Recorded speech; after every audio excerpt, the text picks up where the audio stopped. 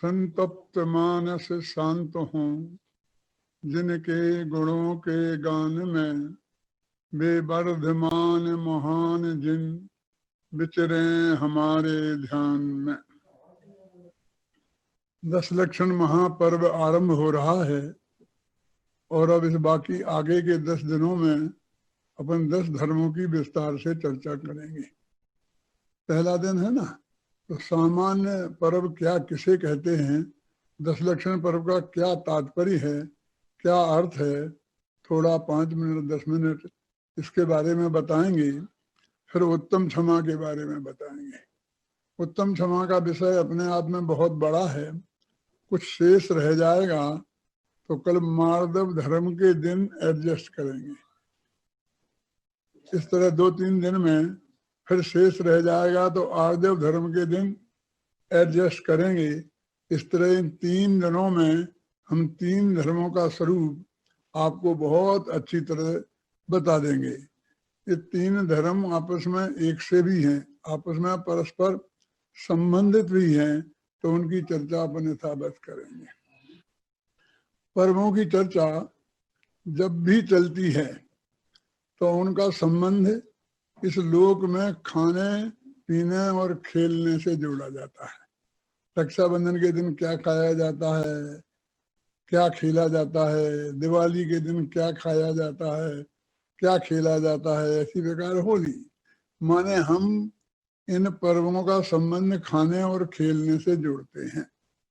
लेकिन ये 10 लक्षण महापर्व, अष्टान्न का महापर्व ऐसे पर्व हैं कि जिनका खाने और खेलने से संबंध नहीं है, बल्कि खाना और खेलना त्यागने से संबंध है। हम जब 10 लक्षण पर्व की बात कहते हैं तो ये कहा जाता है कि हम 10 दिन हरी नहीं खाते हैं, हम 10 दिन में बार बार नहीं खाते हैं, संभव हो तो एक टाइम ही खाते हैं और आवश्यक हो तो उपवास भी करते हैं। इस तरह एक खाना खेलना त्यागने की चीज है। धर्म का स्वरूप समझते हैं, विद्वानों से समझते हैं, खुद स्वाध्याय करके समझते हैं, भगवान की पूजन करते हैं, भक्ति करते हैं। तो इस तरह ये हमारा पर्व धार्मिक पर्व है, एक खाने और खेलने का पर्व नहीं, बल्कि खाना और खेलना त्यागने का पर्व है। पर्व 2 प्रकार के होते हैं, एक त्रैकालिक और एक तात्कालिक। त्रैकालिक माने क्या, कि जो हमेशा होते हैं। ऐसे जो पर्व हैं जो कभी हमेशा, जैसे 10 लक्षण महापर्व है, उनमें से ही है कि जो अनादि से होता आया है और अनंत काल तक होता रहेगा। अष्टान्न का पर्व भी ऐसा ही पर्व है जो त्रैकालिक पर्व है। और कुछ होते हैं तात्कालिक। तात्कालिक माने जो किसी घटना विशेष से या किसी व्यक्ति विशेष से संबंध होते हैं। जैसे भगवान आदिनाथ की जयंती, महावीर की जयंती, राम जयंती, कृष्ण जयंती, तो ये पर्व अनादि के नहीं हो सकते हैं, क्योंकि जब महावीर नहीं थे तब ये पर्व कैसे मनाया जाएगा। और कल महावीर नहीं रहेंगे और उसके बाद जो अगले तीर्थंकर हो जाएंगे तो हम उनका मनाना शुरू कर देंगे। जब तक पारसनाथ थे, महावीर नहीं थे, तो हम पारसनाथ का मनाते थे, और हम महावीर का मनाने लगे कि सबका मनाए ना, तो सब तो फिर अनंत हैं, कितने मनाए जा सकते हैं। दिन तो 365 ही होते हैं, रोजाना पर्व ही मनाते रहेंगे क्या। तो इस तरह हम देखते हैं गहराई से कि कुछ तात्कालिक जो व्यक्तियों से संबंधित होते हैं, घटनाओं से संबंधित होते हैं। जैसे रक्षाबंधन, रक्षाबंधन के दिन एक घटना घटी थी जो आप सब लोगों को पता है, उसके कारण रक्षाबंधन पर्व मनाया जाता है। इसी प्रकार जैसे कि ये दीपावली है, तो भगवान महावीर का निर्वाण हुआ था, वो भी एक घटना है ना, तो उसे हम घटना से संबंधित पर्व कहते हैं। तो ये पर्व 10 लक्षण महापर्व न घटनाओं से संबंधित है, न कोई व्यक्ति से संबंधित है, इसलिए जो अनादि और अनंत है। कुछ लोग कहते हैं कि 10 लक्षण पर्व के आरंभ होने की भी कथा शास्त्रों में लिखी है।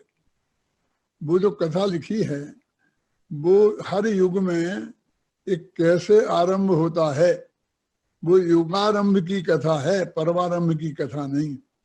फिर तो हर युग में अलग अलग वही की वही घटना फिर घटती रहती है ना।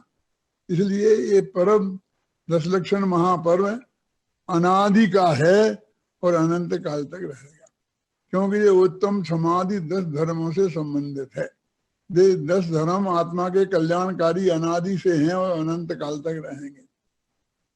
इसलिए ये अनादि है और अनंत है। ये सार्वजनिक है, क्योंकि उत्तम क्षमा मार्दव सभी का हित करने वाले हैं। ऐसा थोड़ी है गुस्सा अकेला जैनियों के लिए नुकसान करता है और अजैनियों के लिए फायदा करता है। उत्तम क्षमा की आवश्यकता के लिए जैनियों को है और अजैनियों को नहीं है, किसी दूसरों को नहीं है, सभी को है। इसलिए ये सार्वजनिक है और सार्वभौमिक है। सार्वभौमिक क्यों है? क्योंकि हिंदुस्तान वालों को तो क्षमा चाहिए, अमेरिका वालों को नहीं चाहिए। उन्हें सुख शांति नहीं चाहिए, उन्हें भी चाहिए। तो दुनिया में जहां भी जीव रहते हैं, जो मनुष्य रहते हैं, उन सभी को उत्तम क्षमा मार्दव आदि धर्मों की जरूरत है और क्रोध आदि पदार्थों भावों के त्याग करने की जरूरत है। इसलिए यह महापर्व सबका है, सार्वजनिक है, सार्वलौकिक है, सारी दुनिया में मनाया जाने योग्य है और समय सदा सार्वकालिक है।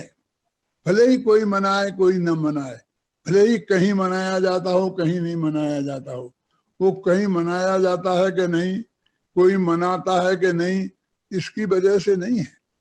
वो अपनी प्रकृति से सार्वजनिक है, क्योंकि सबका हित करने वाला है ना, वो सारी दुनिया का हितकारी है। इसलिए प्रकृति से सार्वभौमिक है, वो सब लोगों का कल्याण करने वाला है, इसलिए अपनी प्रकृति से सार्वजनिक है। ऐसा ये महापर्व दशलक्षण महापर्व आरंभ हो रहा है और वो आत्मा के 10 प्रकार के जो भाव हैं उनसे संबंधित है। इसलिए सब जीवों का कल्याण करने वाला पर्व है। देखो, घटनाएं कितनी भी महत्वपूर्ण क्यों ना हो, व्यक्ति कितने ही महत्वपूर्ण क्यों ना हो, आखिर बासी पड़ती हैं। जब ये रक्षाबंधन की घटना घटी, बहुत महत्वपूर्ण घटना थी, तो उससे संबंधित पर्व मनाया जाने लगा और आज तक मनाया जा रहा है। यदि इससे बड़ी घटना घट जाएगी तो हम इसे छोड़ के उसे मनाने लग जाएंगे। आदिनाथ और महावीर बहुत महान पुरुष थे, लेकिन उसके बाद उन्हीं जैसे और महापुरुष हो जाएंगे तो हम उनका मनाने लगेंगे, इनका बंद कर देंगे। अभी हम 24 जनवरी का हम कहाँ मनाते हैं। इसलिए व्यक्ति से संबंधित, घटना से संबंधित कोई भी जो पर्व है वो महान नहीं हो सकता, वो सार्वजनिक नहीं हो सकता, सार्वकालिक नहीं हो सकता। ये पर्व बरस में 3 बार मनाया जाता है। अभी भादों सुदी पंचमी से और चतुर्दशी तक, फिर चैत्र में और माघ में, उन 2 महीनों में भी ये मनाया जाता है, इन्हीं तिथियों में। लेकिन अभी हम देखते हैं सारे विश्व में ये भादों वाले कोई ज्यादा महत्व मिला हुआ है और उन 2 को लोग जानते भी नहीं हैं, और कुछ जानते भी हैं तो मनाते नहीं हैं, मनाते भी हैं तो उंगलियों पर गिनने लायक लोग। क्यों हुआ ऐसा? इसकी गहराई में हम जाकर देखें तो हमें स्पष्ट मालूम पड़ता है कि ये बरसात के दिन लोगों को, गृहस्थों को फुर्सत के दिन है। माघ का महीना और चैत का महीना ये तो व्यापार के, धंधे के, खेती के, इन सब के दिन है। वहां इन कामों में सबको उलझना पड़ता है। किसान खेतों में उलझ जाता है, व्यापारी व्यापार में उलझ जाता है, क्षत्रिय लोग लड़ने के लिए निकल जाते हैं। क्योंकि युद्ध भी जब बरसात नहीं हो, गर्मी ज्यादा ना हो, सर्दी ज्यादा ना हो, मौसम ठीक हो, तभी लड़े जा सकते हैं। तो ऐसी स्थिति में वो पर्व में लोगों को फुर्सत नहीं मिलती है। पर चौमासे में किसान लोग खेतों में बोकर फिर आराम से घर में बैठते हैं। व्यापारी बाहर जाना आना बंद हो जाता है, अपने घर में ही व्यापारी रहते हैं। छतरी भी लड़ने के लिए नहीं जा सकते हैं क्योंकि बरसात की वजह से मार्ग अवरुद्ध हो जाते हैं, तो सब खाली हो जाते हैं। सबको समय होता है। मुनिराज और साधु संत 4 महीने एक जगह रुक जाते हैं, चौमासा करते हैं ना वो, क्योंकि बरसात के कारण जीव जंतु बहुत पैदा हो जाते हैं, तो फिर वो रास्ते चलने लायक नहीं रह जाते हैं, इसलिए वो कहीं चौमासा करते हैं। तो इस तरह ये सबका धंधा बंद हो जाता है, तो विद्वानों का, पंडितों का, साधुओं संतों का एक शुरू हो जाता है, क्योंकि फिर वो तत्वोपदेश सुनने के लिए तैयार रहते हैं और ये सुनाने के लिए तैयार रहते हैं।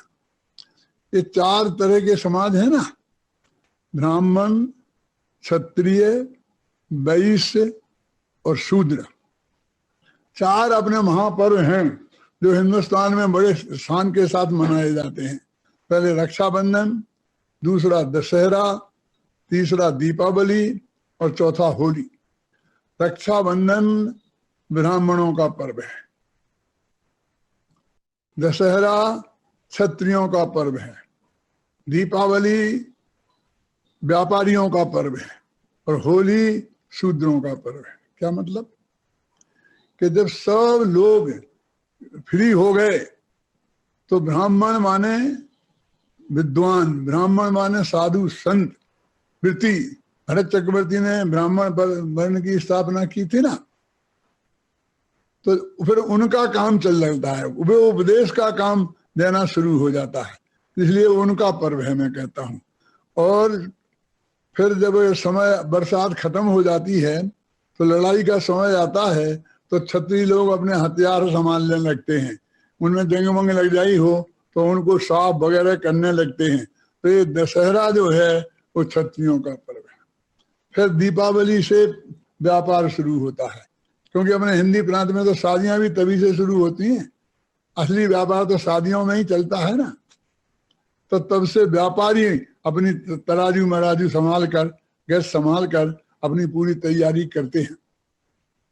और फिर होली में कहता हूँ शूद्रों का पर्व है। क्यों? शूद्र माने कोई व्यक्ति विशेष नहीं, कोई जाति विशेष नहीं, तो कौन? जिस मौसम में सब लोगों में शूद्रता उतर जाए।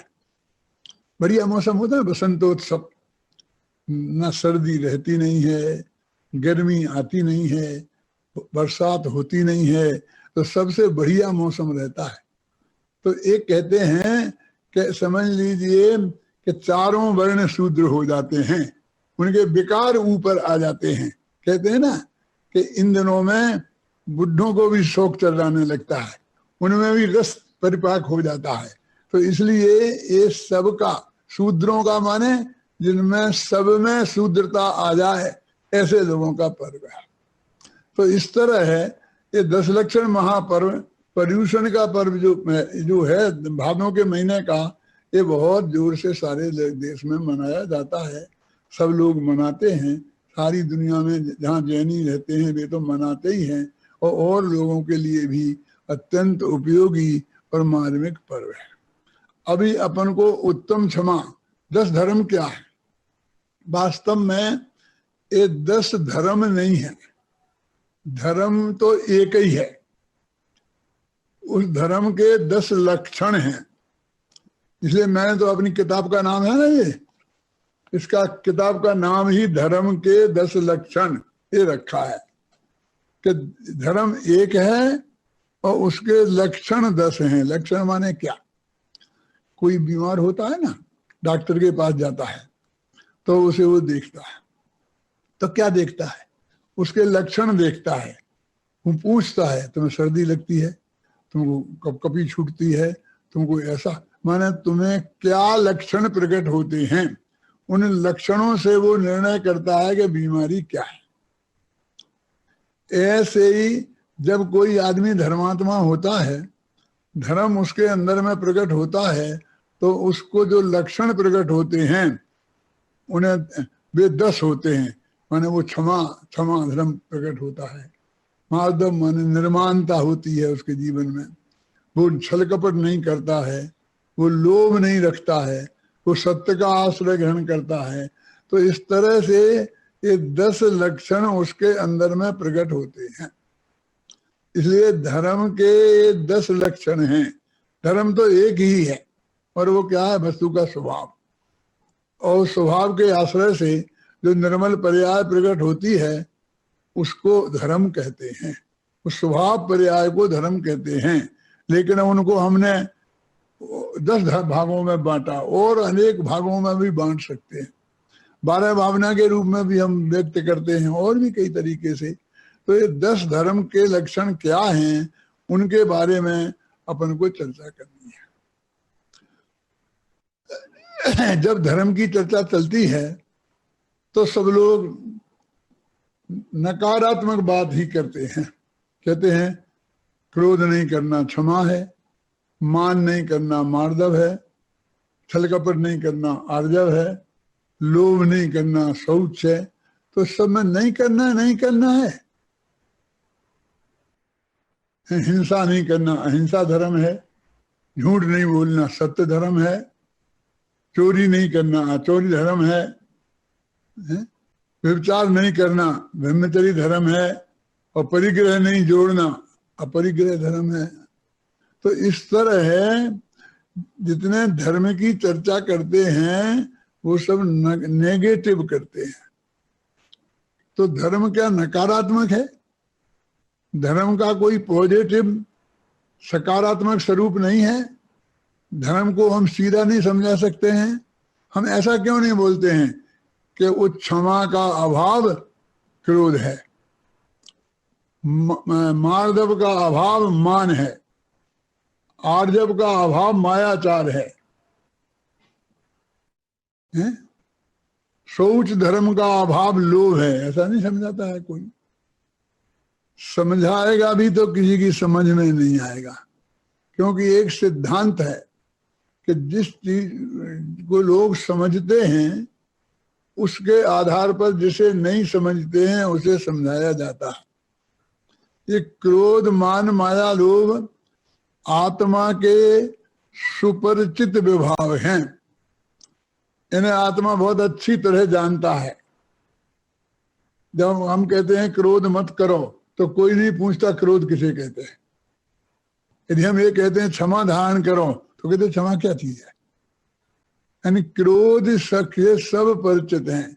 लोग कहते हैं परिचित हैं, हम तो करते भी जम के हैं, माने उसके करने में भी ये पूरी तरह माहिर है। इसलिए क्रोध को समझाने की, क्रोध की कोई भी बात आएगी तो उसे हम पॉजिटिव ही समझाएंगे, नेगेटिव नहीं समझाएंगे। क्षमा का अभाव है उसे कहेंगे। जब आंखें लाल हो जाती हैं, गुस्सा आ जाता है, दूसरे का हम बुरा करने का भाव करते हैं, मुझे गालियां बकने लगते हैं, मारने को दौड़ते हैं, तो क्रोध को हम पॉजिटिव समझाते हैं। मान है तो वो आदमी अकड़ जाता है, सीधे मुंह बात नहीं करता है। क्रोध मान को हम सकारात्मक के रूप में समझाते हैं, और उत्तम क्षमा मार्दव आर्जव को हम नकारात्मक रूप में समझाते हैं। देखो भाई, हमारे घरों में भाषा बच्चों की चलती है और भाव माँ बाप का। यदि हम बच्चों की भाषा में नहीं बोलें तो बच्चा समझेगा ही नहीं। हमें समझाना है ना, तो उसे पानी नहीं कह के पानू कहा जाता है, उससे वो जो बोलता है। और जब हम उससे कहते हैं कि जा माँ को बुला, तो बच्चा अपनी माँ को बुलाता है, तुम्हारी माँ को नहीं, जबकि तुमने नहीं कहा था कि मेरी माँ को बुला के तेरी माँ को बुला। क्योंकि बच्चा वो अपनी भाषा में बोलता है और हमें उसकी भाषा में बोलना पड़ता है, उसकी माँ को माँ कहना पड़ता है। देखो कितना अनुचित है ना। हम नहीं कहना चाहते हैं, फिर भी हमको ये कहना पड़ता है कि माँ को बुला, और वो अपनी माँ को बुला के लाता है। जब हमें हमारी माँ को बुलाना हो तो हमें कहना पड़ता है दादी को बुला। तो जो समझने वाले समझ लो बच्चे हैं, ना समझ हैं, बच्चे माने ना समझ हैं, और समझाने वाले विद्वान हैं, आचार्य हैं, तो वो समझाते हैं लेकिन समझने उनकी भाषा में, इसलिए उन्हें उत्तम क्षमा भी क्रोध के अभाव की भाषा में समझाना पड़ता है, क्योंकि क्रोध हमारा परिचित विभाव है। ख्याल में ना, क्रोध मान माया लोभ एक कषाय आत्मा का ऐसे विभाव हैं कि ये नहीं होती तो आत्मा यहीं सिद्ध होता, और होता है, हो यही होता है ना। भगवान बनते हैं तो कैसे बनते हैं? मोह का नाश करके बनते हैं ना। तो मोह में, चरित्र मोह में 25 कषाय तो हैं, और दर्शन मोह में मुख्य रूप से मिथ्यात्व है। तो एक कषायों के अभाव का ही नाम धर्म हुआ ना, और भगवान बन गए। एक कषाय अभाव हुई तो भगवान बन गए। तब जब भगवान बन गए फिर भी धर्म नहीं होगा क्या? हो ही जाएगा ना धर्मा। तो धर्मात्मा माने मुक्ति का मार्ग, सच्चा रास्ता, जिससे आत्मा परमात्मा बनता है, अनंत दुखी से अनंत सुखी बनता है। तो इस सारा जगत क्रोध आदि विकारों से परिचित है और क्षमा भाव से सम्मिलित नहीं है। तो उसे समझाने के लिए पहले हमें क्रोध को समझना पड़ेगा। क्या आप क्या बात करते हो? हम तो क्रोध बहुत अच्छी तरह समझते हैं कि भाई साहब नहीं समझते हो। क्रोध अनेक रूपों में आता है। तुम लोग अकेले गुस्से को क्रोध समझते हो ना। क्रोध का एक खतरनाक रूप है बैर। क्रोध तत्काल खतरनाक दिखता है। यदि किसी ने हमें गाली दी और हमें गुस्सा आ गया तो हम एकदम चांटा जड़ देंगे, हम गालियां बकने लगेंगे। तत्काल रिएक्शन दिया जाता है, वो कहलाता है क्रोध। लेकिन हम देखते हैं कि सामने वाले ने हमें चांटा मारा है ना, ये हमसे कई गुना ताकतवर है। यदि हमने कुछ गड़बड़ करी तो अभी तो एक चांटा पड़ा है, फिर क्या गत हो जाएगी हम इस बात से समझते हैं। तो भाई साहब क्या बात है, क्या बात है, क्यों, क्या बात से नाराज हो गए? उसके हाथ जोड़ते हैं। गुस्सा नहीं आता, आता है अंदर में बहुत गुस्सा। लेकिन हम जानते हैं कि हम इसका कोई बिगाड़ नहीं सकते, और ये हमारा बिगाड़ देगा। जब मौका लगेगा तब देखूंगा। अभी ये 4 आदमी हैं, मैं अकेला हूं। जब हम होंगे 4 और ये अकेला होगा तब उसका बदला लेंगे। ऐसा अंदर में जो हम गांठ बांध लेते हैं, इसको हम बैर कहते हैं। तत्काल रिएक्शन ना देकर और अंदर में गांठ बांध लें तो ये बैर है। बाहर से तो ये क्रोध कसाय रूप नहीं दिखता है, लेकिन अंदर में उस असली क्रोध से भी ज्यादा खतरनाक है। क्योंकि क्रोध तो जो कुछ तत्काल होता है तत्काल रिएक्शन कर देता है। यदि तुमने हमें गाली दी तो हम चांटे मार देंगे, हम डंडा नहीं मारेंगे, डंडा हमारे पास है ही नहीं है। हम बंदूक की गोली से तुम्हें मारेंगे नहीं, क्योंकि वो हमारे पास है। तत्काल क्या करें? तत्काल तो केवल हाथ ही है, हाथ में तत्काल रिएक्शन होता है ना, बिना सोचे समझे। लेकिन क्रोध जो बैर बांधता है वो बराबर पूरी तैयारी के साथ आता है। सब हथियार फथियार लेस करके आता है और साथियों को लेके आता है, तो वो हमको ज्यादा नुकसान पहुंचा सकता है क्रोध। और वो अंदर में बहुत काल तक रहता है। क्रोध तो आया, झटपट तत्काल रिएक्शन हो गया और 5 मिनट में कहता भाई साहब जरा गलती हो गई, माफ कर देना। 1 मिनट में ठंडा पड़ जाता है कि नहीं पड़ जाता है? लेकिन बैर वाला तो बरसों तक चलता रहता है। और बैर अंदर में हम धारण करते हैं। कहते हैं ना, क्रोध किया जाता है और बैर धारण किया जाता है। पूजन में आता है ना, बैर जो न तहां धरे, जहां बैर धारण नहीं करे। तो बैर धारण किया जाता है और क्रोध किया जाता है। करने में और धारण करने में बहुत फर्क है। कि करना मैंने तत्काल कर दिया जो कुछ करना था, और धारण किया मैंने अंदर में धारण कर लिया। हम आग को जेब में रखेंगे तो क्या करेगी? सबसे पहले वो हमारी जेब को जलाएगी, फिर हमें जलाएगी, और दूसरे को जला पाए नहीं, चाहे ना जला पाए। ऐसा बैर हम अपने अंदर धारण करते हैं। तो सबसे पहले वो हमारा नुकसान करता है, फिर हमें जलाता है, और फिर दूसरे को जला पाए न जला पाए, वो तो उसके पुण्य पाप का उदय के अनुसार है ना। यदि उसका पुण्य का उदय बराबर बना रहा और तुम भाग्य से ऐसे हो ही नहीं पाए कभी कि उससे बदला ले लो, तो शायद तुम बदला ले ही नहीं पाओ। लेकिन सारी जिंदगी बदला लेने का भाव अंदर में रखोगे तो जो उससे कर्म बांधोगे, उससे कितना दुख तुम उठाओगे। वो कर्म बांधोगे जब बांधोगे, लेकिन ये अंदर में क्रोध बना रहना एक एक कम तकलीफ का काम है, वो स्वयं बहुत तकलीफ का काम है। डॉक्टर लोग कहते हैं कि तुम घंटे घंटे ऐसा ही क्रोध करते रहोगे तो ब्लड प्रेशर हो जाएगा, माथे की नस फट जाएगी, ब्रेन हेमरेज हो जाएगा। एक क्रोध आप निरंतर नहीं कर सकते हैं, बैर धारण कर किए रह सकते हैं। वो ठंडा काम है, ऊपर से ठंडा दिखता है, बाहर से खतरनाक नहीं दिखता है, लेकिन वो योजनाबद्ध विनाश करता है, इसलिए ज्यादा खतरनाक है। क्योंकि वो कमजोर आदमी सोचेगा कि अब मुझे बदला लेना है, अब इसे मैं पीट तो सकता नहीं, सामना तो कर नहीं सकता हूं। ऐसा करो कि चुपचाप एक चिट्ठी इनकम टैक्स ऑफिसर को डाल दो, वो साला आगे से परेशान करेगा, है इसके कारखाने में जाके चुपचाप घूमने जाओ और आग लगा दो, सारा कारखाना जल जाएगा। वो ऐसा तो योजनाबद्ध विनाश करता है, तो वो हमारा बहुत बड़ा नुकसान कर सकता है। तो बैर भी क्रोध का ही एक खतरनाक रूप है। हिंदी साहित्य के एक बहुत बड़े विद्वान हुए हैं, उनका नाम था आचार्य रामचंद्र शुक्ल। तो इंटर पास थे, 11वीं क्लास पास थे, और बनारस यूनिवर्सिटी में, काशी विश्वविद्यालय में, बनारस यूनिवर्सिटी में वो हिंदी एमए वालों को हिंदी पढ़ाते थे, और उन पर सैकड़ों पीएचडी हो गए। वे पीएचडी नहीं थे, एमए भी नहीं थे, बहुत बड़े विद्वान थे। उन्होंने मनोविज्ञान पर कुछ लेख लिखे हैं, तो उन्होंने क्रोध पर भी एक लेख लिखा है। तो उसमें लिखा है कि बैर क्या है, तो क्रोध का आचार या मुरब्बा है। ये आचार और मुरब्बा क्या होता है जानते हो? क्या बात करते हो, जानते हैं, हम तो खाते भी हैं। पूज्य गुरुदेव कभी मुरब्बा नहीं खाते थे। कई दफे हम लोगों के मुंह से सुना है।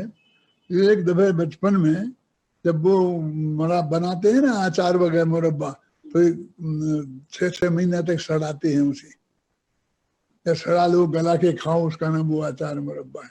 उसमें कीड़े पड़ जाते हैं, तो उनने कीड़ा देखा उसमें और उन्होंने छोड़ दिया सारी जिंदगी। और इसको वो प्रवचनों में हमेशा सुनाते थे, क्या कि जब वो अचार मुरब्बे क्या है, जैसे हम नींबू फ्रेश खाएं, आंवला फ्रेश खाएं, आम फ्रेश खाएं, तो वो नींबू है, अचार है। और जब उसे सड़ा के गला के सैकड़ों कीड़े पड़ जाएं तब खाएं, तो उसे अचार बोलते हैं, मुरब्बा बोलते हैं। तो सड़ा हुआ माल, उसका नाम अचार है।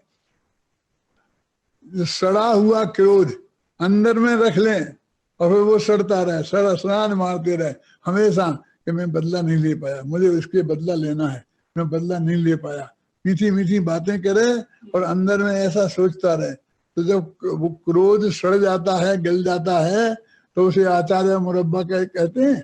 वो बैर है, अकेला बैर ही, बैर तो खतरनाक रूप है ही क्रोध का, लेकिन और भी बहुत रूप हैं। चिड़चिड़ाहट, झल्लाहट, जानते हैं ना, कुछ लोग कमजोर होते हैं, खासकर माताएं, बहनें, और वो उनकी कोई बात नहीं सुनते हैं, घर वाले, बच्चे नहीं सुनते हैं, पति नहीं सुनते हैं, तो झल्लाती रहती हैं, काम करती रहती हैं और कुछ ना कुछ बकती रहती हैं। तो वो भी क्रोध का एक रूप है, समझे ना, कुड़कुड़ाते रहते हैं ना। एक कई रूपों में ये क्रोध प्रकट होता है। जब तक ये अंदर से क्रोध दूर नहीं होगा, जब तक ये बड़बड़ाना बंद नहीं होगा, ये झल्लाना बंद नहीं होगा।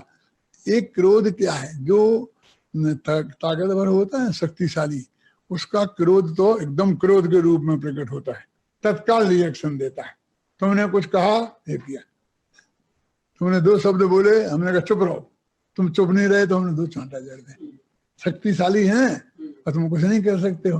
और जब कमजोर होता है तो उसका क्रोध अलग टाइप से प्रकट होता है, और उसे यदि बदला लेने का तीव्र भाव हो जाए तो फिर मैंने कहा ना, इनकम टैक्स ऑफिसर को खिलाफ कर देना, मकान में आग लगा देना, यहाँ ये करना, पीठ पीछे बुराई करना, इस तरह के कैसे उसका हम बिगाड़ कर सकते हैं, इन रास्तों से प्रकट होता है। वो क्रोध कैसे प्रकट हुआ इससे कोई फर्क नहीं पड़ता है। कहते क्रोध अरोचक भाव, आत्मा में जो अरुचि का भाव है वो ही वास्तव में क्रोध है ना। उत्तम क्षमा है तो उत्तम क्षमा में 4 प्रकार का क्रोध होता है ना, अनंतानुबंधी क्रोध, अप्रत्याख्यानावरण क्रोध, प्रत्याख्यानावरण क्रोध, अप्रत्याख्यानावरण क्रोध, संजुलन क्रोध, 4 प्रकार का क्रोध होता है ना। तो संजुलन क्रोध है वो मुनि धर्म को रोकता है। प्रत्याख्यानावरण क्रोध है वो भी हमें नग्न दिगंबर मुनि नहीं हो रहा। जो संजुलन क्रोध है वो हमें केवल ज्ञान को रोकता है, पूर्ण वीतरागता को रोकता है, ये हमारे अनुवृत्त महावृत्तों को रोकता है। अप्रत्याख्यानावरण अनुवृत्तों को रोकता है और अनंतानुबंधी के साथ सम्यक दर्शन को रोकती है। मिथ्यात्व के साथ अनंतानुबंधी कैसा है, तो अनंतानुबंधी माने अनंत अनुबंध। अनंत अनुबंध माने क्या कि देखो कि किसी कोई मेरी बुराई करेगा तो मेरे से बुरा नहीं समझना। मैंने जैसे उसको निकाल दिया ना, तुम भी समझ लो तुमने गड़बड़ की तो तुम्हें भी निकाल दूंगा। तो ये हमने उसको मल्टीप्लाई किया ना, माने जो हमने एक के प्रति किया उसका अर्थ है वैसी परिणति जो दूसरा करेगा उसके प्रति हम ऐसा ही करेंगे। तो दूसरा माने 1-2 नहीं, जो भी करेगा, जो ऐसा करेगा मैं उसको स्मारक में नहीं रहने दूंगा, ऐसा बोलता है। अनंतानुबंधी का क्रोधी है, तेरा है स्मारक, कल तू कल कहेगा कि मैं उसे भरत क्षेत्र में नहीं रहने दूंगा, 6 खंड में मेरा राज्य है। आज तू समझता है कि स्मारक में मेरा राज्य है तो स्मारक में नहीं रहने दूंगा, कल कहता है कि 6 खंड में नहीं रहने दूंगा, और कल तेरा बस चले तो कैसे दुनिया में नहीं रहने दूंगा, तो कहाँ भेजेगा, मोक्ष में भेजेगा। माने अनंत, एक से नहीं अनंत से वो उस टाइप का अनुबंध करता है, वो उसकी अनंतानुबंधी के साथ है, मल्टीप्लाई करता है। इसे सहज भाव से अपने भगवान आत्मा की अरुचि वास्तव में अनंतानुबंधी क्रोध है। जब कोई किसी पर गुस्सा होता है और वो उसे क्षमा नहीं करता है तो क्या होता है आप समझते हो? वो उससे बोलता नहीं, वो उससे बात नहीं करता है, वो उसकी शक्ल नहीं देखना चाहता, यही होता है ना। एक बच्चे से उसका पिता नाराज हो गया, क्यों? किसी ने कहा कि ये जुआ खेलता है, ये करता है, ऐसा करता है, वैसा करता है, और उसके पिता को बहुत भड़का दिया, तो वो एकदम गुस्सा हो गया। वो घर पे आया तो कहा निकल जा मेरे घर से, और उसे घर से निकाल दिया। कहा मेरे को कभी शक्ल नहीं दिखाना, और अखबार में निकाल दिया, इससे मेरा कोई संबंध नहीं है, इसे कोई कर्जा देगा तो मैं उसे देने का जिम्मेवार नहीं, क्योंकि उस पर अनंत गुस्सा आ रहा था। अनंत क्रोध आए तो क्या कर सकता है? वो हिंदुस्तान में से तो निकाल नहीं सकता था, अपने घर से ही निकाल सकता था, तो निकाल दिया। अभी देखना कि वो निकाल दिया, अभी इतने से काम नहीं चलता है। फिर उसके बारे में बात पत्नी उससे कहती है कि वो तुम बच्चा का जरा कहीं क्या पता खाया होगा कि नहीं खाया होगा, उसकी बात मत कर। वो उसके बारे में पत्नी की बात भी नहीं सुनना चाहता। उसका दोस्त आया, उस दोस्त ने कहा कि चाचा जी मुझे आपसे एक बात करनी है। हाँ भाव बोलो बोलो, क्या है? तुम बहुत दिन से आए ही नहीं, आजकल आते ही नहीं हो, क्या बात है? क्योंकि वो दोस्त नहीं था घर में तो वो आता नहीं था। क्या बात है? आओ आओ। रमेश की अम्मा चाय बनाना, थोड़ा नाश्ता लाओ, सुरेश आया है। उसे प्रेम से बुलाते हैं, चाय पानी बुलाते हैं, सब व्यवस्था करते हैं। फिर वो कहता है कि चाचा जी मैं आपसे ये कहने आया हूँ कि जो आपका लड़का रमेश है उसने जो आप समझते हो वैसी गलती, उसकी बात मत करना, और जो बोलना है बोल, और तुझे क्या चाहिए वो बोल, उस नालायक की बात मत करना, उसकी बात नहीं सुनना चाहता है। फिर वो थोड़ी देर बाद फिर कहता है, दादाजी मेरी एक मिनट तो सुन लो, एक मिनट तो सुन। कह दिया कि नहीं सुनना, नहीं सुनना, नहीं मानेगा तुम, निकल जा, और उसे धक्का मार के निकाल देता है। वो पत्नी नाश्ता लेके आती है, चाय लेके आती है, कहाँ गया, इस साले को मैंने निकाल दिया। क्यों? क्योंकि वो रमेश की बात करता था। देखो, वो किसी की बात करे तो नहीं सुनना, वो जिस पे गुस्सा है उसकी नहीं सुनना, कोई उसकी बात करे तो उसे नहीं सुनना। यहाँ होता है हमारा कि हमने तुम्हें निकाल दिया, नाराज हो गए, तो कोई आगे सिफारिश करता है, कभी ऐसा नहीं है आगे वो गलती अब नहीं करेगा, ऐसा नहीं करे। देखो, उसकी बात मत करना, और कुछ बोलना हो तो बोलो, हम उसके बारे में नहीं सुनना चाहते। तो जिन लोगों को आत्मा से इतनी अरुचि है कि वे आत्मा के बारे की तरफ देखना पसंद नहीं करते हैं, आत्मा की बात सुनना पसंद नहीं करते हैं, जो आत्मा की बात करे उसे सुनना पसंद नहीं करते हैं, यदि जो नहीं माने तो उसे निकाल देना चाहते हैं। हमारा क्या बैर विरोध है इन आत्मा की अरुचि वालों से? वे हमारे काय के शत्रु बन गए हैं। हम यही तो है कि हम आत्मा की बात करते हैं, क्या आत्मा फात्मा लगा रखा है। ऐसे बोलता है जैसे सीधी जिन्ना की बहन आ गई हूँ, है ना वो फातिमा, फातिमा जिन्ना थी, नाम सुना? जो जिन्ना था ना पाकिस्तान का गांधी हेड, समझ गया ना, तो उसकी बहन का नाम था फातिमा, और उसकी पत्नी का स्वर्गवास हो गया था, और वो बहन ही उसकी सारी संभाल करती थी, और वो बहुत अपने साथ उसे प्रेम से रखता था। इसलिए सारी दुनिया जानती थी कि जिन्ना और फातिमा जिन्ना, जिन्ना तो उसे बाप गोत्र होता ना, ऐसा गोत्र था। ऐसे बोलता है आत्मा फातिमा में कुछ नहीं जानता हूँ। मेरे के अंदर अपन को जब भी गुस्सा आता है तो अपन इस तरह बोलते हैं ना, उल्टा, जलमल मत लाओ, है भगवान की पूजा करना है, जलमल भर लिया क्या नहीं, कुछ होश नहीं है कि मैं क्या बोल रहा हूँ। ऐसा उल्टा बोलने की जो आदत है, तो इस तरह से ये बोलता है अत्यंत अरुचि पूर्वक।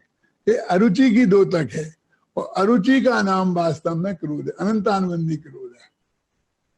तो जिन्हें आत्मा से अरुचि है, इस जीव ने दूसरों को तो कई बार माफ किया, इतना से इतना नाराज हो जाए, फिर आखिर में हाथ पैर जोड़ ले, पैर पड़ ले, कुछ कर ले, भविष्य में ऐसी गलती नहीं करूंगा, तो माफ करते भी देखे जाते हैं ना लोगों को।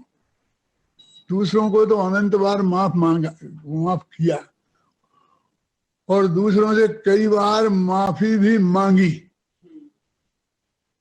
लेकिन इसने अपने आत्मा को आज तक माफ नहीं किया। कि कैसे जाना कि तुमने माफ नहीं किया? कि जब जो हम जिसके क्रोधित होते हैं, और हम जिसे माफ नहीं करते हैं, उससे बात नहीं करते हैं, उसकी शक्ल नहीं देखना चाहते हैं। पवनत जय की बात सुनी है ना? पवनत जय माने हनुमान जी के पिताजी,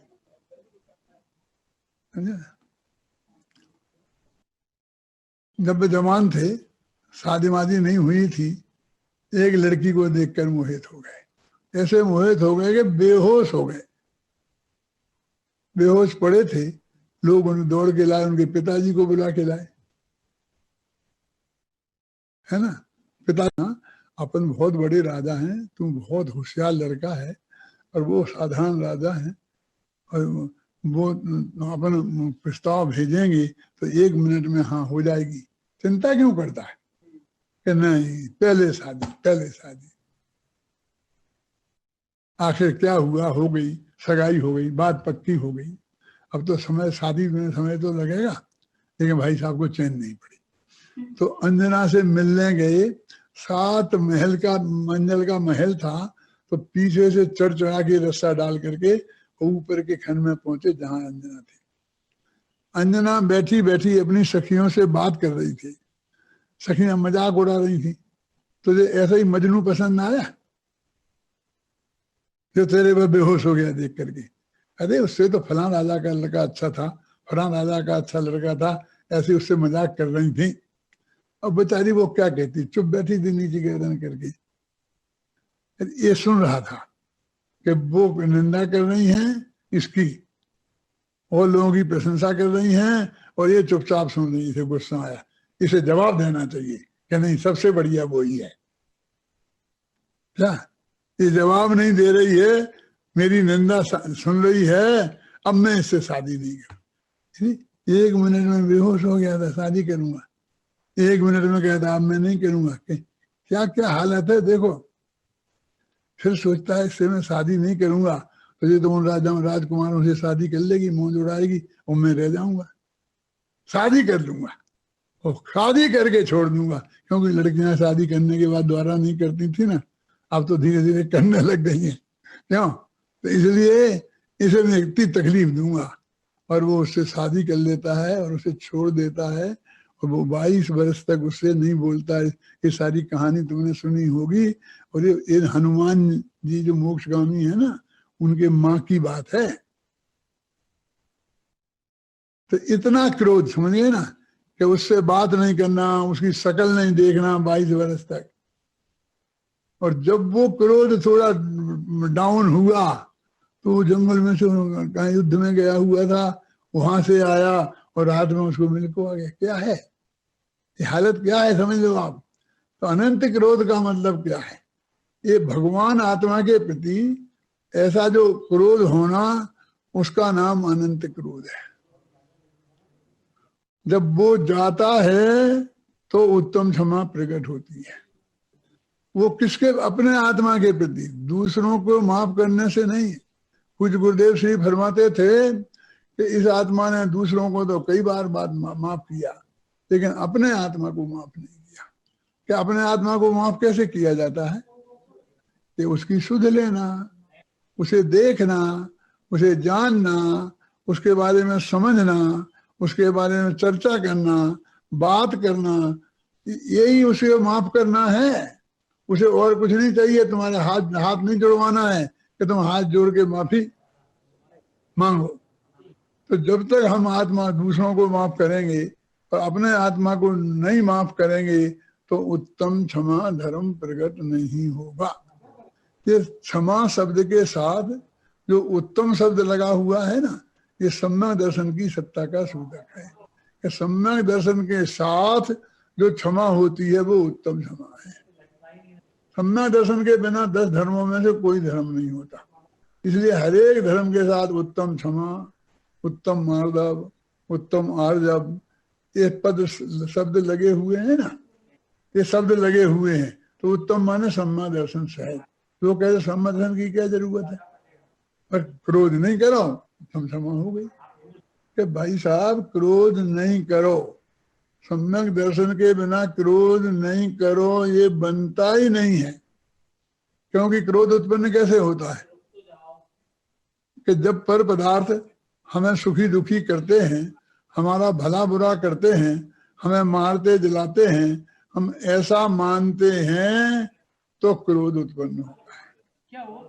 जब तत्व ज्ञान के अभ्यास से हम ये समझेंगे कि एक देव दूसरे देव का करता नहीं है, कोई किसी का भला बुरा नहीं कर सकता है, कोई किसी को मार जला नहीं सकता है, तब वास्तव में वो उत्तम क्षमा प्रकट होती है। लोग ये समझते ही नहीं। क्रोध नहीं कर, हम वो बहुत शांत स्वभाव का है, बहुत शांत स्वभाव का है। नहीं, शांत स्वभाव का है कि बहुत है, हाँ, तो मोक्ष क्यों नहीं गया? ये सम्यक दर्शन तो है। क्या क्या है सम्यक दर्शन? क्या होता है? सम्यक दर्शन का नाम नहीं सुना और बहुत शांत है, उसके बिना शांति होती ही नहीं। तो उत्तम क्षमा का वास्तविक स्वरूप क्या है? कि अपने आत्मा का स्वरूप जानकर उसके प्रति रुचि करना, उसमें अपनापन करना, तो उससे मिथ्यात्व का भी अभाव होता है और अनंतानुबंधी क्रोध मान माया लोभ का भी अभाव होता है। तो जो क्रोध का अभाव हुआ उसका नाम उत्तम क्षमा है। इसलिए 10 धर्मों के साथ में उत्तम शब्द लगा है, क्षमा नहीं। क्षमा तो कई बार धारण की, लेकिन उत्तम क्षमा, सम्यक दर्शन सहित क्षमा को उत्तम क्षमा बोलते हैं। इस क्षमा का हम वास्तविक सच्चा स्वरूप समझें, गहराई में जाएं और मिथ्यात्व का अभाव करके, अनंतानुबंधी क्रोध का अभाव करके अंदर में जो क्षमा भाव प्रकट करें, उसका नाम उत्तम क्षमा है।